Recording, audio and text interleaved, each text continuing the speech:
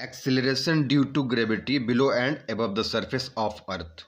ठीक है, इसमें दो पार्ट सॉल्व करना है। पहला पार्ट एक्सिलरेशन मतलब बिलो द सरफेस और अबव द सरफेस। तो हाइट अबव द सरफेस पहले सॉल्व कर लेते हैं। सपोज ये मास ऑफ अर्थ है ना, ये सर्कल हमने बना दिया, और ये रेडियस है और ये मास h हाइट पर है। तो यहाँ से और यहाँ तक का डिस्टेंस हम r equal to R E plus H लिख सकते हैं। ग्रेविटेशनल फोर्स का फार्मूला होता है F equal to capital G small या m1 m2 अपॉन में डिस्टेंस पोजीशन r स्क्वायर। तो हमने ये लिख दिया यहाँ पर। r की जगह पर हमें क्या लिखना था, R E plus H small m, ये मास स्मॉल m और ये मास ऑफ अर्थ। ओके, और r की जगह पर आर ई प्लस एच का whole square. Newton second law F equal to ma या mg लिखते हैं। तो हम इसको हमने फर्दर इस फॉर्म में बना दिया, G H equal to F H upon में M, because G of H हमें निकालना है। ठीक है ना, हम एफ ऑफ एच की वैल्यू यहाँ पर एफ एच की जगह पर पुट कर दिया हमने। ठीक है, ये एम एम कैंसिल हो गया, हमें ये मिल गया। बच्चे यही समझना है, ये वाला स्टेप जो है, देखिए यहाँ क्या करना है कि आर ई अपॉन में आर ई का डिवाइड कर लेना है इसमें। ठीक है ना, देखिए आर ई अपॉन आर ई में का डिवाइड करने पर हमें कुछ न्यूमरेटर एंड डिनोमिनेटर में कोई दिक्कत नहीं, कटकर वन ही हो जाएगा। और एच वन जा अगर मल्टीप्लाई करें, एच वन जा एच ही होगा, कोई दिक्कत नहीं। ठीक है, तो इस फॉर्म में हमें बनाना है। सो हमें आर ई अपॉन में आर ई का क्या करना है, मल्टीप्लाई कर लेना है न्यूमरेटर डिनोमिनेटर में। सो हमें ये क्या मिल जाएगा, हम ऊपर से आर ई कॉमन ले सकते हैं, कॉमन हमने ले लिया। ठीक है ना, देखिए पूरे का होल स्क्वायर था, तो पूरे का होल स्क्वायर हमने लगा दिया जो है।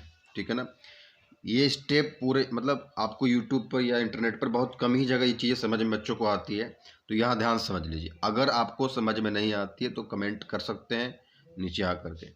ठीक है, सो आर ई स्क्वायर बोस, ये भी इसका भी स्क्वायर होगा और इसका भी स्क्वायर होगा। तो आर ई स्क्वायर हमने इधर बाहर इसका स्क्वायर कर दिया और one plus H upon R ई का स्क्वायर।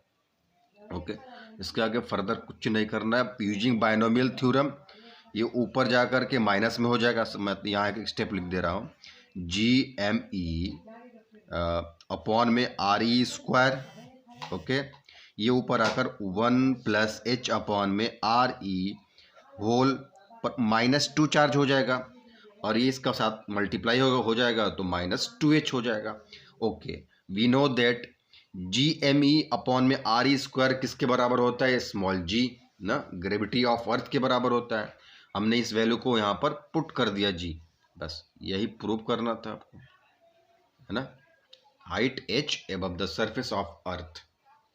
ठीक है, चलिए बी पार्ट क्या था, बी पार्ट आपका acceleration due to gravity at depth d below the surface of the surface. ठीक है ना, वही मास ऑफ अर्थ हमने ये सर्कल बना दिया। ठीक है, और एक लाइन इधर ड्रॉ कर दिया। एम एस मतलब ये क्या है, concentrated at the centre, mass of the small sphere is concentrated at the centre जो है। ठीक है ना, we know that mass equal to volume of sphere into density होता है। ओके, तो हमने इस चीज को पुट कर लिया, ये दिख रहा है ना। Okay, so mass equal to volume into density, तो एम इक्वल टू वी और रो लिख सकते हैं। वॉल्यूम ऑफ स्फीयर का फार्मूला था 4/3 पाई आर क्यू। हम यहाँ पर हमें एम एस निकालना है, तो rho equal to M S मतलब ये M S mass of the smaller sphere concentrated at the centre. इसकी वैल्यू पुट कर देंगे, वी की वैल्यू। ठीक है ना, ओके, देखिए एम एस रो इधर क्रॉस मल्टीप्लाई कर दिया, वी की वैल्यू यहाँ पर हम लोग लिख लिए। आर मतलब आर इक्वल टू क्या है, ये पूरा जो है R E minus D, R E minus D का cube. So M S equal to ये मिल गया, इक्वेशन 1 मान लिया इसको। यहाँ पर भी क्या लगाना है, मास ऑफ द अर्थ, मतलब अब मास ऑफ अर्थ निकाल लेते हैं। एम इक्वल टू सेम जैसे एम एस था उस तरीके से एम एस जो है, यहाँ बस आर ई मेंशन लेना है। आर ई का रेडियस ऑफ अर्थ जो है का क्यू हो जाएगा। Divide equation 1 and 2 M S upon M E, 4/3 pi, rho cut जाएगा ऊपर नीचे दोनों, ये मिल जाएगा हमें। Okay, R E cube. अब एम एस यहाँ से निकालना है ना। Mass of the smaller sphere is concentrated at the centre, equation 3 मान लें। ग्रेविटेशनल फोर्स डेप्थ डी के लिए लेते हैं, ठीक है ना। वैसे सेम एफ इक्वल टू क्या होता है, एम जी, उसी से हम लोग यहाँ पर एफ ऑफ डी के लिए, ठीक है, और एम की वैल्यू ये एम एस पुट कर दिया, मतलब कि एफ ऑफ डी, ठीक है, एम एस की वैल्यू क्या है, ये कहाँ गया,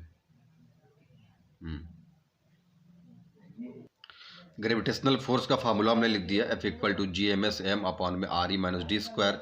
अब ये एम एस की वैल्यू हमें पुट कर लेना है। एम एस की वैल्यू क्या है, ये एम एस की वैल्यू यहाँ पर पुट कर लेंगे, इधर इधर पुट कर लेंगे एम एस की, सॉरी इधर पुट कर लेंगे एम एस की वैल्यू, ठीक है ना। तो एम एस की value G M E R E D cube upon में आर ई क्यू है, और ये M upon R E D square पहले से था, लिख दिया। ये कैंसिल आउट हो जाएगा, आर ई माइनस डी का क्यू और आर ई माइनस डी का स्क्वायर, ठीक है ना। ओके, नोट कर लीजिए, दिख रहा है ना आपको।